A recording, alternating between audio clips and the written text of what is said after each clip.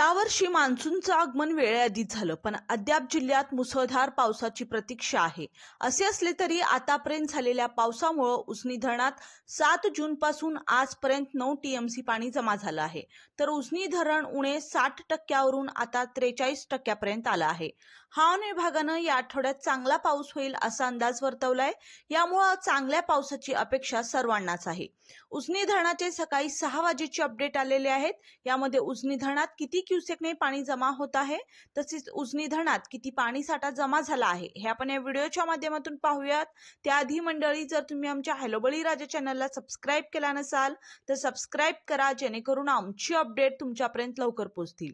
आज शनिवार 29 जून सकाळी 6 वाजता आलेल्या अपडेटनुसार उजनी धरणामध्ये 2821 क्युसेकने पाणी जमा होत आहे. उजनी धरणात ही आवक दौंड मार्गे येत आहे. कालच्या तुलनेत आज आवकमध्ये वाढ झाली आहे. काल उजनी धरणात 1495 क्युसेकने पाणी जमा होत होते. सध्या उजनी धरणात 40.97 टीएमसी पाणीसाठा जमा झाला आहे. तर यातील उपयुक्त पाणीसाठा हा -22.69 टीएमसी इतका आहे. उजनी धरण सध्या -42.35% आहे.